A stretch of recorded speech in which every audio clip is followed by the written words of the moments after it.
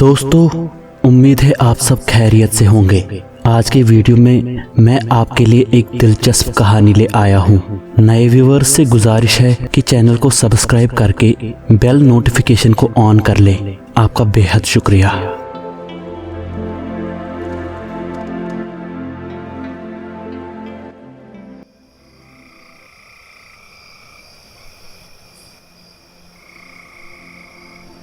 जवारपुर एक बहुत ही खूबसूरत गांव था। यहाँ हर तरफ अमन और सुकून का माहौल था।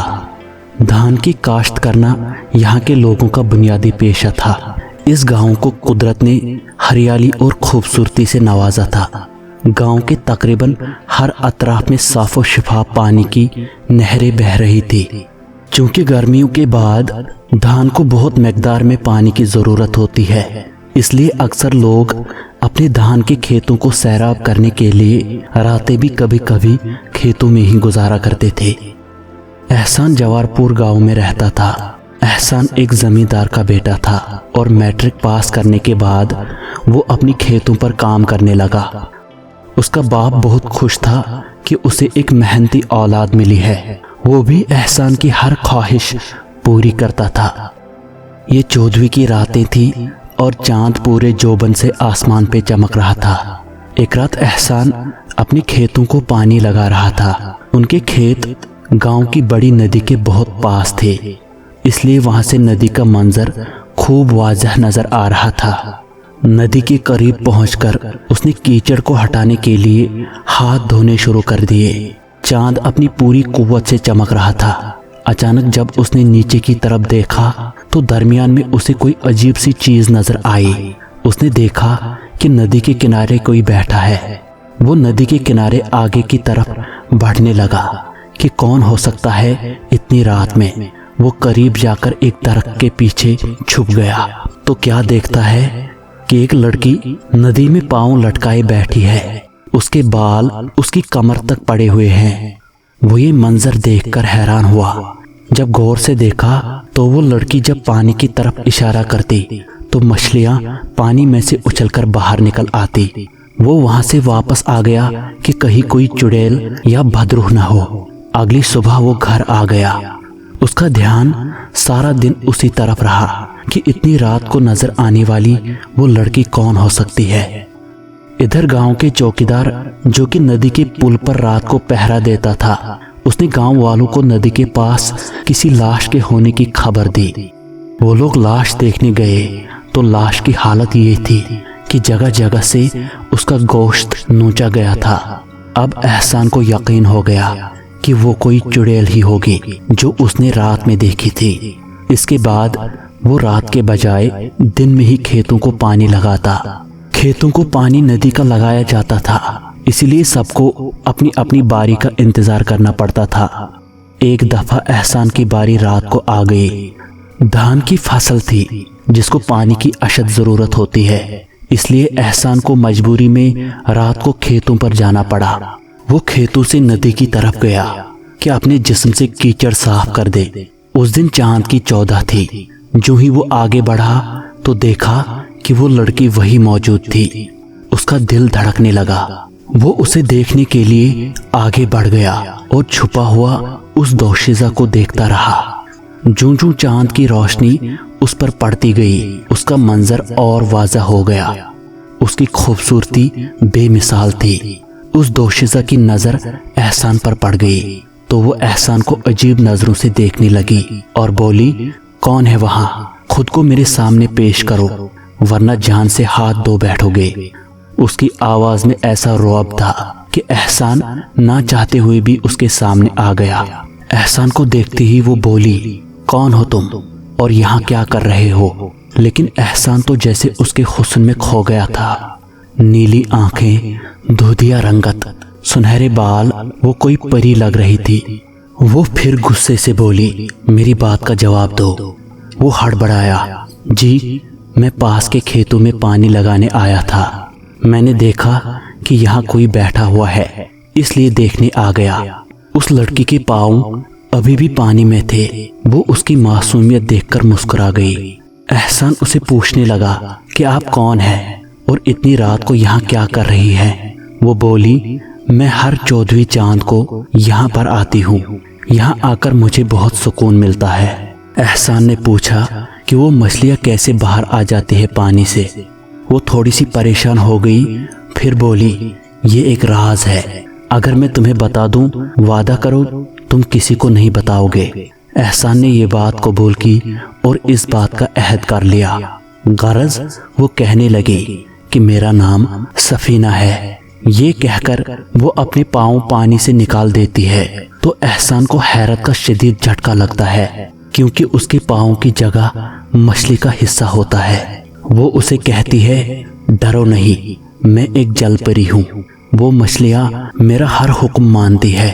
एहसान ने कहा कि उस दिन उस आदमी को तुमने क्यों मारा था? वो कहने लगी, हाँ, वो एक शैतान साधु का चेला था जो मुझे काबू करके ताकतवर बनना चाहता था। वो उस साधु के कहने पर मुझे पकड़ने आया था, लेकिन शायद उसे मेरी ताकत का अंदाजा नहीं था। मेरे हुक्म पर मछलियों ने उसे खत्म कर दिया। वो एहसान से बोली कि वो जिंदगी से बहुत बोर हो चुकी है। ये तन्हाई उसे बहुत तकलीफ दे रही है, लिहाजा किसी ऐसे शख्स की जरूरत महसूस होती है जो मेरी तन्हाई का साथी बन जाए। क्या तुम मुझसे दोस्ती करोगे?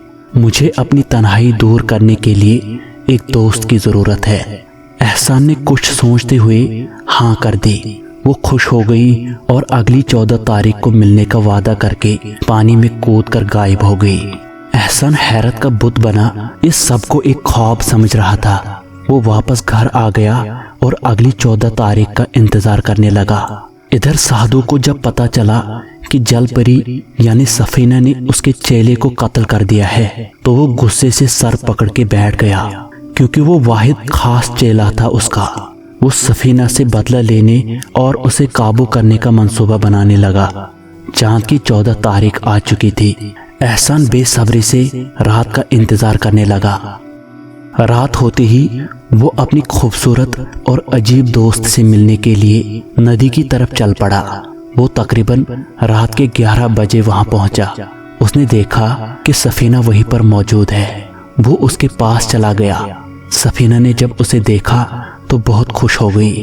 बोली, तुम आ गए, मैं तुम्हारा ही इंतजार कर रही थी, बैठो यहाँ। वो उसके पास ही जमीन पर बैठ गया और दोनों आपस में बातें करने लगे।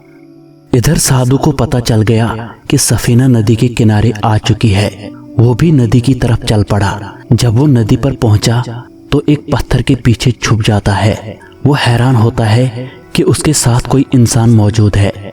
साधु जलपरी के सामने आ जाता है और कहता है कि खुद को मेरे हवाले करो, वरना अच्छा नहीं होगा।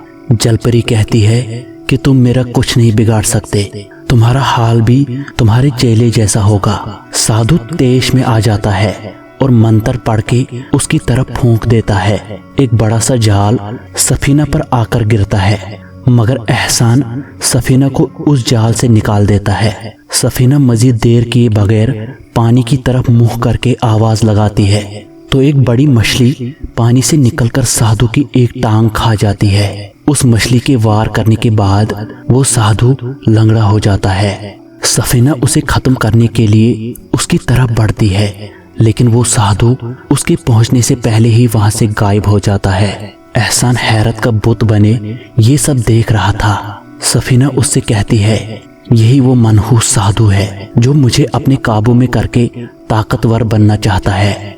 तुम आज अगर मेरी मदद न करते तो शायद वो मुझे पकड़ के ले जाता। एहसान कहता है कि तुम मेरी दोस्त हो, इसलिए ये मेरा फर्ज था। वो मुस्कुरा के बोली, मैं इस नेकी का बदला जरूर दूंगी। तभी अजान की आवाज आने लगती है तो वो कहती है कि मेरे जाने का वक्त हो गया है। ये कहकर वो पानी में कूदकर गायब हो जाती है। उधर साधु को एहसान पर बहुत गुस्सा आ रहा होता है। अगर आज वो लड़का न होता तो मैं आज अपने मकसद में कामयाब हो जाता। उसको इसकी सजा जरूर मिलेगी। एहसान को एक दिन उसके वालिद साहब कहते हैं कि बेटा, अब तुम बड़े हो गए हो, मैं सोच रहा हूँ कि तुम्हारी शादी कर दी जाए। क्या ख्याल है तुम्हारा? तुम्हारे ताया की बेटी शबाना तुम्हें कैसी लगती है? मेरा ख्याल है पढ़ी लिखी है और घरेलू भी है। तुम्हारा हमसफर बनने के वास्ते उससे बेहतर कोई नहीं। अपने बाप की ये बात सुनकर एहसान कहता है कि जैसी बाबा आपकी मर्जी। गरज उसके वालिद कहते हैं कि ठीक है, अगले हफ्ते तुम्हारी मंगनी कर दी जाएगी और 2 महीने के बाद शादी। एहसान और उसके ताया की बेटी शबाना की मंगनी हो जाती है। इसी दौरान चांद की 14 तारीख आ जाती है। वो सफीना से मिलने के लिए बेताब हो जाता है ताकि उसे ये खुशखबरी सुना सके। वो नदी पर पहुंच जाता है तो वो परी हस्ब आदत पाँव पानी में डालकर बैठी होती है। वो उसे देखकर कहती है, आ गए तुम। एहसान उससे कहता है कि तुम चांद की 14 को ही क्यों आ जाती हो, रोज नहीं आ सकती क्या? वो कहती है कि मैं बिला जरूरत बाहर नहीं आती। आज रात चांद की रोशनी से मेरी ताकत में इजाफा होता है। एहसान कहता है कि मुझे तुमको एक खुशखबरी देनी है। ये सुनकर वो बोली कि क्या खुशखबरी? फिर वो उसे अपनी मंगनी और शादी की तारीख के बारे में बता देता है। वो ये खबर सुन के अफसरदा हो जाती है, लेकिन मुस्कुराते हुए वो उसे मुबारकबाद देती है। असल में शायद वो एहसान को पसंद करने लगी थी, लेकिन बताने से कतराती थी। गरज उसने कहा कि मैं अब चलती हूँ। एहसान ने कहा कि इतनी जल्दी क्यों? वो कहने लगी कि बस आज जरा जल्दी है, और अफसुर्दगी के साथ पानी में कूद जाती है। एहसान सोच में पड़ गया कि आज उसे अचानक क्या हो गया। वो क्या जानता था कि सफीना उसे पसंद करती है। आखिरकार वो अपने घर चला जाता है।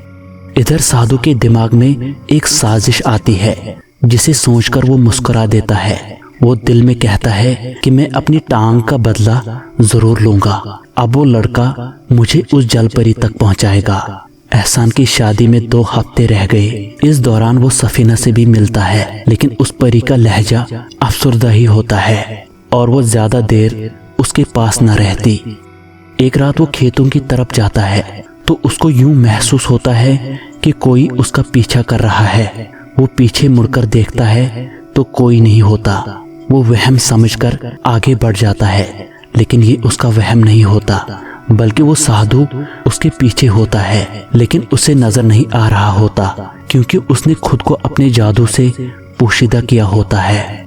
जब एहसान अपने खेतों पर बैठा होता है तो साधु पीछे से उस पर सांप छोड़ देता है, जिसके काटने से वो सिर्फ बेहोश हो जाता है। साधु उसे उठाकर ले जाता है और सफीना तक अपने जादू से खबर पहुंचा देता है कि अगर वो अपने दोस्त को जिंदा देखना चाहती है तो खुद को इस 14वीं चांद को साधु के हवाले कर दे। चांद की 14 को अभी भी 2 दिन बाकी होते हैं। 2 दिन बाद रात को वो शैतान साधु, जो कि लंगड़ा होता है, नदी के पास पहुंच जाता है और एहसान को एक दरख्त से बांध लेता है और सफीना का इंतजार करने लगता है। थोड़ी देर बाद पानी में हलचल होती है, जिसमें से जलपरी बाहर आ जाती है।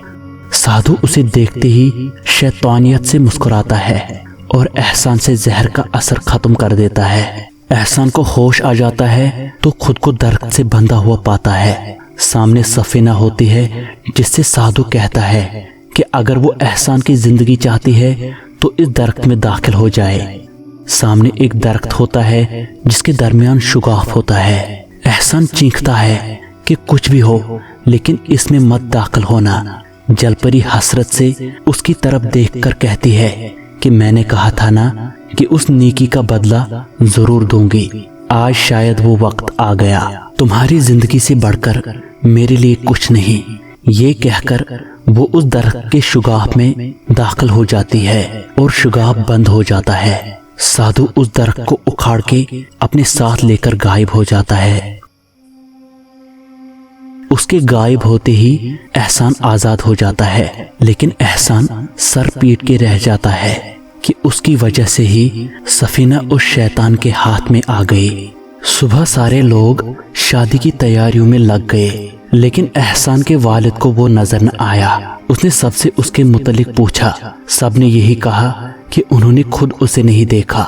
सभी उसे ढूंढने में लग गए, लेकिन वो उनकी पहुंच से दूर एक नामालूम मुकाम की तरफ गामजन था। सिर्फ उसकी मंगेतर शबाना को ही उसके मुतल्लिक पता था कि वो कहाँ गया है। इधर एहसान को घर से निकले 2 दिन गुजर चुके थे। वो बहुत से आमिलों से राब्ता कर चुका था, लेकिन किसी से उसे कुछ हासिल न हो सका। 2 दिन के सफर के बाद वो एक गांव बोगनपुर में कयाम करता है। वहाँ एक आमिल जिसकी बड़ी शोहरत होती है, उसका नाम सूफी रमजान होता है। एहसान उससे मिलने का इरादा कर लेता है। वो अगले दिन उसका पता लेकर पहुंच जाता है। उसके आस्ताने पर बड़ा रश होता है। जब उसकी बारी आती है तो वो सूफी के पास चला जाता है। सूफी जी का चेहरा बड़ा बारोब होता है। वो उसको एक तरफ बैठने का इशारा करते हैं।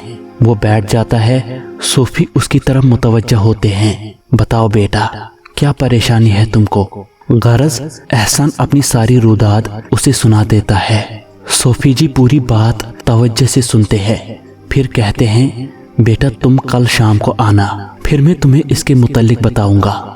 गरज एहसान वहां से चला जाता है और रात होने के करीब अपने घर को पहुंचता है। वो बड़ी मुश्किल से सोता है। उसे तो बस सफीना की याद आ रही होती है कि खुदा जाने कि वो किस हाल में होगी। ये सब मेरी ही वजह से हुआ। रात को वो ख्वाब में देखता है कि सफीना एक पिंजरे में कैद होती है और जख्मी होती है और उसे मदद के लिए पुकार रही होती है। वो हड़बड़ाकर उठ जाता है, परेशान हो जाता है और बाकी रात उसकी जागते ही गुजर जाती है। अगला दिन उसका बड़ी मुश्किल से गुजरा। शाम होते ही वो उस सूफी के आस्थाने की तरफ चल पड़ता है। सूफी जी उसी के इंतजार में होते हैं। वो उसे पास बिठा लेते हैं और कहते हैं, बेटा मैं कल रात सिर्फ इतना ही पता कर सका कि उस साधु ने उस जलपरी को एक जगह कैद किया है और उस जगह को दुनिया से छुपा लिया है। एहसान कहता है कि बाबा तो मैं उस तक कैसे पहुंचूंगा? खुदा के वास्ते मेरी मदद कीजिए। वो कुछ सोचने के बाद कहते हैं कि यहाँ से मगरिब की तरफ 5 किलोमीटर के फासले पर वाक़ा गांव में एक बाबा जी रहते हैं जिनका नाम हबीब है। वो सिफली इल्म पर भी महारत रखते हैं। वो इस सिलसिले में तुम्हारी मदद कर सकते हैं। एहसान सूफी बुजुर्ग का शुक्रिया अदा करने के बाद उसी गांव की तरफ रवाना हो जाता है। वो जल्द अज जल्द सफीना तक पहुंचना चाहता था। गरज वो अगली सुबह उस गांव में पहुंच गया। लोगों से बाबा हबीब के बारे में पूछने के बाद वो उसके घर पहुंच जाता है। बाबा हबीब बड़ी खुश असलूबी से उसे घर के अंदर ले आता है। उसकी खातिर तवाज़ा करने के बाद वो उसे अपनी बैठक में ले जाता है और कहता है, बेटा बताओ मैं तुम्हारी क्या मदद कर सकता हूँ? एहसान उसे भी अपनी सारी दास्तान सुना देता है और कहता है कि आप बस मुझे उस शैतान साधु तक पहुंचा दे ताकि मैं सफीना को उसकी कैद से छुड़ा सकूं। बाबा हबीब उसे कहते हैं कि तुम आज रात आराम करो। मैं आज रात एक चिल्ला करूंगा जिससे उस साधु के मुतल्लिक और उसके ठिकाने का पता लगा सकूंगा।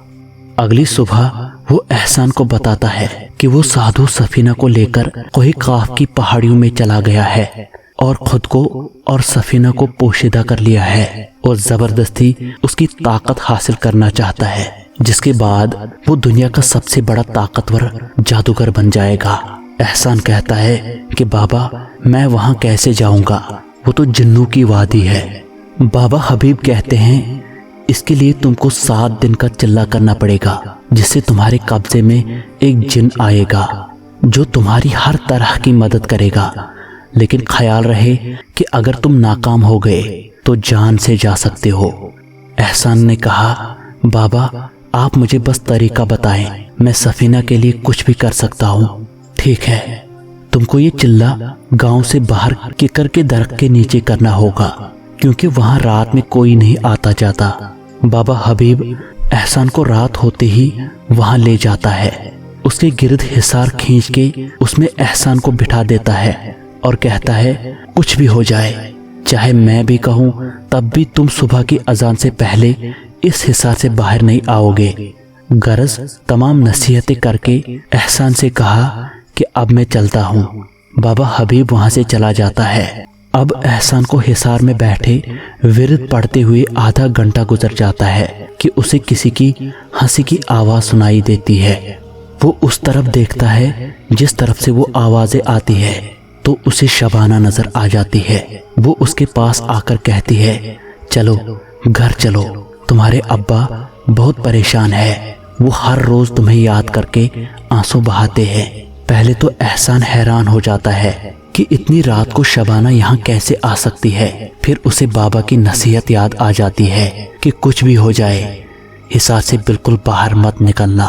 वो इस पर तवज्जो दिए बगैर दोबारा अपने अमल में मसरूफ रहता है। शबाना की शक्ल अब तब्दील हो जाती है। उसके चेहरे का मांस जगह जगह से उतर जाता है। वो उसे धमकी देती है कि मेरे साथ चलो वरना तुमको जिंदा नहीं छोड़ूंगी।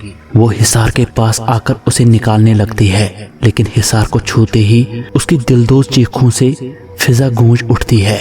एहसान का दिल उसकी चीखों से दहल जाता है। इस वाक़ा के बाद कोई और वाक़ा पेश नहीं आता।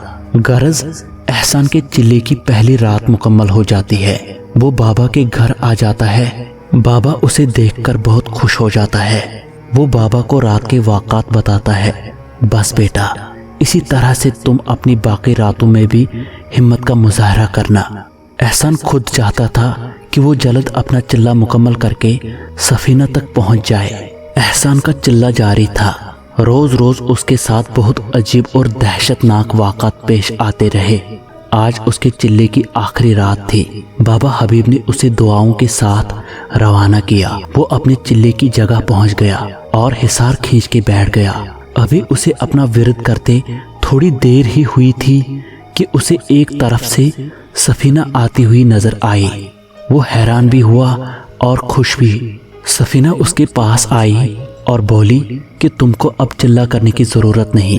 बाबा हबीब ने मुझे उस शैतान साधु से आजाद करवा लिया है और उसे खत्म कर दिया।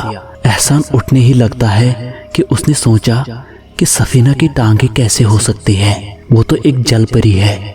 गरज ये मंजर देखकर वो अपने अमल में दोबारा मसरूफ हो गया।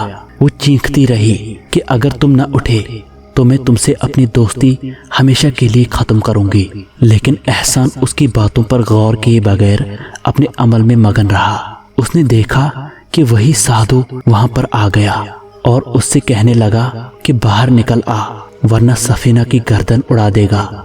मगर एहसान ने उसकी एक न सुनी। फिर साधु ने सफीना की गर्दन पकड़ ली और देखते ही देखते उसको झटका देकर दूर फेंक दिया। ये इतना वहशतनाक मंजर था कि एहसान के मुंह से चीख निकल गई। फिर उस साधु ने एक बड़ा सांप उसकी तरफ फेंक दिया। वो लहराता हुआ उस तक पहुंच गया, लेकिन हिसार को छूते ही जलकर राख हो गया। एहसान के चिल्ले का वक्त मुकम्मल हो चुका था। एक धमाका हुआ और साधु वहां से गायब हो गया। जब मंजर साफ हुआ तो उसके सामने एक कदावर आदमी खड़ा था जो उसे देखकर मुस्कुरा रहा था। एहसान ने उसे देखकर हैरानी से पूछा कि तुम कौन हो? वो बोला, जिसके लिए तुमने ये चिल्ला किया है मैं वही हूँ। ये बात सुनकर एहसान ने पूछा, तो क्या तुम जिन हो? लेकिन तुम तो एक इंसान की तरह लग रहे हो। उसने जवाब दिया कि मैं अपनी असली रूप में इसलिए नहीं आया कि तुम डर जाओगे। एहसान बोला, नहीं, तुम मुझे अपना असली चेहरा दिखाओ, मैं भी तो देखूं कि जिन किस तरह के होते हैं, और मुझे ये बताओ तुम्हारा नाम क्या है? वो जिन बोला कि मेरा नाम सुल्तान है। एहसान ने कहा, चलो मुझे अपना असली चेहरा दिखाओ। फिर सुल्तान अपने असली रूप में आ गया। सुर्ख दहकती हुई आंखें और सियाह रंगत देखकर एहसान वहीं पर बेहोश हो गया। सुबह को जब बाबा हबीब उस जगह पे आए तो उसको बेहोशी की हालत में पाया तो एहसान को अपने घर ले आया। जब उसे होश आया तो उन्होंने पूछा कि क्या हुआ था? तुम्हारा चिल्ला तो मुकम्मल हो गया था, तो फिर बेहोश कैसे हो गए? एहसान ने सारा माजरा उस बाबा को बताया जो उसके साथ हुआ था। एहसान की बात सुनकर वो बाबा हंस पड़े और कहने लगे कि तुमको क्या जरूरत थी उसकी असल शक्ल देखने की? अब तुम तैयार हो तो उस जिन से कहो कि वो तुमको कोहे काब की पहाड़ियों में ले जाए। अभी वो बातें ही कर रहे थे कि वो जिन सुल्तान वहां हाजिर हुआ। वो इंसानी शक्ल में था। एहसान ने बाबा को बताया कि वो मेरे पास खड़ा है। बाबा बोले, वो सिर्फ तुमको ही नजर आएगा। गरज एहसान मशकूर नजरों से बाबा से इजाजत लेता है और बाबा उसे दुआ देते हैं कि वो अपने मकसद में कामयाब हो जाए। आखिर एहसान वहां से रवाना हो जाता है। वो जिन से कहता है कि उसे अभी कोहे काफ की पहाड़ियों पर ले जाए। इधर साधु को पता चल चुका था कि एहसान उसको खत्म करने आ रहा है। उसने सफीना को पानी के एक बड़े मर्तबान में कैद किया था और उसके गिर्द जादुई हिसार बनाया होता है ताकि वो अपनी ताकत न इस्तेमाल कर सके। वो उसे भूखा प्यासा रखता और उससे उसकी ताकत का मुतालबा करता, मगर वो उसे नहीं देती क्योंकि वो इसी की वजह से जिंदा थी। आखिर एहसान और वो जिन कोहे काफ में पहुंच जाते हैं। एहसान उस जिन से कहता है कि तुम उस साधु का पता लगा सकते हो कि वो कहाँ पर छुपा हुआ है। वो जिन बोला, ये एक जादुई वादी है और बहुत बड़ी है, मैं कल तक पता लगा लूंगा कि वो कहाँ छुपा है। एहसान कहता है कि मुझ में और सब्र नहीं, पता नहीं सफीना किस हाल में होगी। सुल्तान कहता है कि मैं सुबह आपको उस साधु तक जरूर पहुंचा दूंगा। एहसान एक जगह पर आराम करने के लिए लेट जाता है, जबकि वो जिन वहां से गायब हो जाता है। अगली सुबह वो उठता है तो जिन उसे कहता है, मालिक मैंने उस जगह का पता लगा लिया है, वो यहाँ से जुनूब की तरफ एक गार में छुपा हुआ है। एहसान और जिन वहां पहुंच जाते हैं, लेकिन गार उनकी कोशिश के बावजूद भी नहीं खुलता। जिन बोलता है, उस साधु ने बहुत सख्त इंतजाम कर रखा है, अब शायद ताकत इस्तेमाल करने का वक्त आया है। गरज वो जिन एक बड़े बंदर में तब्दील हो जाता है और जोर जोर से गार के दरवाजे से टकराता है। तीसरी बार में दरवाजा टूट जाता है। एहसान अंदर दाखिल हो जाता है। साधु उसे देखकर हवास भागता हो जाता है, जबकि सफीना एहसान को देखकर बहुत खुश हो जाती है। एहसान साधु से कहता है कि अब तेरा वक्त आ चुका है। वो जिन को हुक्म देता है कि साधु को खत्म कर दो, लेकिन उसके वार से पहले साधु एहसान को अपनी गिरफ्त में ले लेता है। सफीना जिन से कहती है, तुम पहले मुझको आजाद करो क्योंकि साधु बहुत ताकतवर है। जिन ऐसा ही करता है और एक बड़ा पत्थर उस मर्तबान पर मारता है, जिससे वो टूट जाता है। सफीना आजाद होते ही खुद को, साधु को और एहसान को वापस उसी गांव वाली नदी के किनारे ले आती है। अब साधु एक दरख्त जो कि नदी के साथ होता है, उसके साथ बंधा हुआ होता है। सफीना उसे उस दरख्त के साथ बांध लेती है। एहसान और सफीना एक तरफ खड़े होते हैं और जिन भी उनके पास होता है। सफीना नदी में कूद जाती है। जब वो बाहर आती है तो उसके साथ मछलियाँ और सांप होते हैं। फिर वो उनको साधु को खत्म करने का हुक्म दे देती है। वो सब साधु पर हमला आवर हो जाते हैं और साधु की चीखें आसमान छूने लगती है। थोड़ी देर में वहाँ सिर्फ साधु का ढांचा रह जाता है। सफीना एहसान का शुक्रिया अदा करती है। वो कहता है कि ये मुसीबत तुम पर मेरी वजह से आई थी, इसलिए मुझे माफ करना। फिर एहसान उस जिन से कहता है कि अब तुम आज़ाद हो और मेरी मदद करने का बहुत शुक्रिया। गरज वो जिन आधा बजा लाकर वहाँ से गायब हो जाता है। सफीना एहसान से कहती है कि अब मैं चलती हूँ और शायद आज के बाद वो उसे कभी न मिलेंगी। परी की ये बात सुनकर एहसान ने उस परी से मुखातिब होकर कहा कि तुम ऐसा क्यों कह रही हो। वो परी कहने लगी कि इंसानी दुनिया में मुझे हमेशा खतरा ही रहेगा और मेरी वजह से तुम भी खतरे में पड़ सकते हो। जलपरी की ये बात सुनकर एहसान ने उस परी से मुखातिब होकर कहा कि एक दूसरे से मिलने के बाद हमने एक दूसरे की मदद की। हम दोनों अब एक दूसरे के लिए खूबसूरत और गहरे जज्बात रखते हैं। ए परी, आप जानती हैं कि हमने एक दूसरे की मदद करके कैसे एक दूसरे को मुसीबत से आज़ाद कराया। इससे ये सीख मिली कि एक दूसरे की मदद करके हम मुस्तकबिल में भी इसी तरह से आपस में एक दूसरे का ख्याल रख सकते हैं। अब जो इतने गहरे जज्बात भी पैदा हुए हैं, लिहाजा ऐसी हालत में आपका हमेशा के लिए मुझे छोड़ के जाना सही नहीं।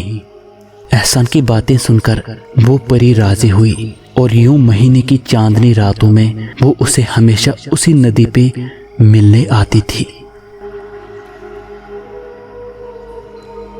दोस्तों, मुझे उम्मीद है कि ये कहानी आपको बहुत पसंद आई होगी।